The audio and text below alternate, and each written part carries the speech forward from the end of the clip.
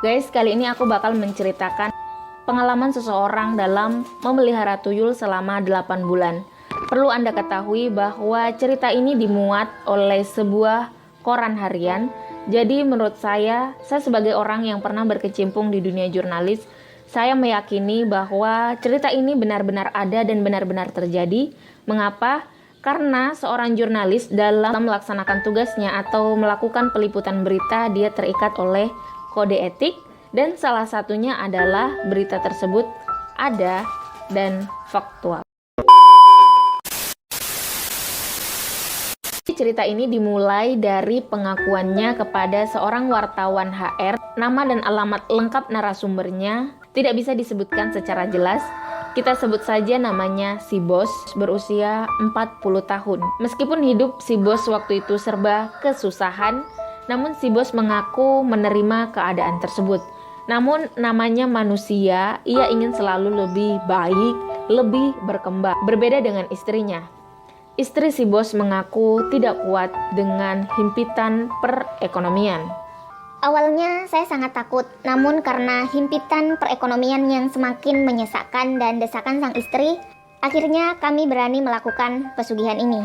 Tutur si Bos kepada media HR. Awal mula ia bersekutu dengan iblis itu diperkenalkan oleh temannya. Jadi waktu itu si Bos menemui seorang temannya dan mengatakan bahwa ia ingin mencari pekerjaan, minta tolong dicarikan. Beberapa waktu setelah permohonan atau permintaan tolong kepada temannya tidak berbuah hasil, akhirnya temannya ini menawarkan sebuah bisnis yang cepat kaya, namun dengan syarat harus melakukan ritual tertentu. Lantaran didorong oleh keinginan ingin cepat keluar dari jurang kemiskinan dan bisikan setan, maka si Bos mengiyakan tawaran bisnis cepat kaya tersebut.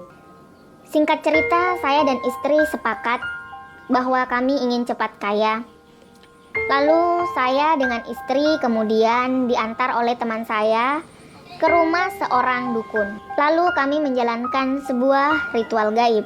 Tapi saya mengingat betul sang dukun memberikan persyaratan yang saya rasa cukup berat, yakni istri saya harus menyusui tuyul tersebut. Demikian perbincangan si Bos dengan dukun tersebut. Pada saat kami memelihara tuyul, saya dan istri tidak tinggal di kota kami. Kami justru memilih tempat tinggal di kota lain dengan cara mengontrak. Hal ini bertujuan agar kami tidak dicurigai oleh orang-orang yang mengenal kami. Begitu tutur si Bos. Menurutnya, hasil dari operasinya bersama sang tuyul memang cukup lumayan. Hanya dalam waktu 4 bulan saja ia sudah mampu membeli motor, membeli berbagai perabot dapur, berbagai perabot rumah tangga, dan lain-lain. Namun, petaka itu datang saat operasi ini menginjak 7 bulan.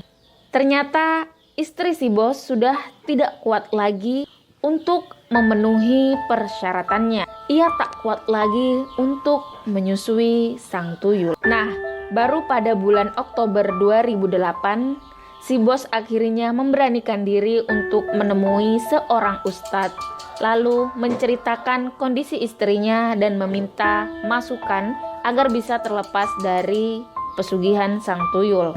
Lalu sang ustadz menyarankan agar si Bos segera kembali kepada jalan tauhid, jalan yang benar, jalan yang lurus, dan jalan yang diridhoi Allah Subhanahu wa Ta'ala. Setelah mendapatkan wejangan dari sang ustadz, kemudian si Bos memiliki keyakinan dan kekuatan untuk bertemu dengan sang dukun dan mengutarakan isi hatinya bahwa ia ingin memutus persekutuan dengan iblis kecil tersebut. Namun, saat tiba di sana, usai si Bos mengutarakan niatnya, sang dukun justru marah besar.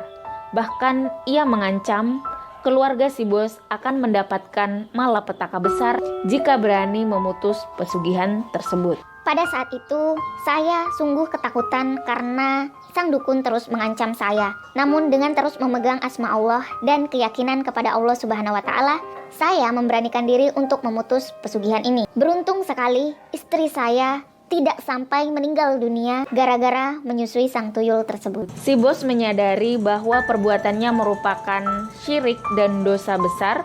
Oleh karena itu, ia benar-benar bertobat bersama istrinya. Melalui pengalamannya ini, ia sengaja memaparkan di koran harian agar banyak orang yang membaca dan mengambil pelajaran dari pengalaman hidupnya. Alhamdulillah, kami masih diberikan umur panjang, masih diberikan kesempatan bertobat. Kami kini hidup seperti biasa dan benar-benar dari nol lagi. Seluruh penghasilan dari operasi bersama sang tuyul ia jual dan hasilnya ia sumbangkan kepada salah satu panti asuhan di kota Bandung. Semenjak itu, pada pertengahan November 2008, ia kembali ke kampungnya. Di sana ia hidup seperti biasa, sederhana tapi penuh syukur. Ia memperingatkan sebaiknya umat manusia jangan pernah berani-berani menyekutukan Allah, karena bagaimanapun bersekutu dengan iblis untuk mendapatkan kekayaan sangat berbahaya. Sebab cepat atau lambat iblis akan meminta imbalannya sebagai salah satu perjanjian bahwa ia akan menyerahkan hidupnya di dunia dan setelah ia meninggal dunia.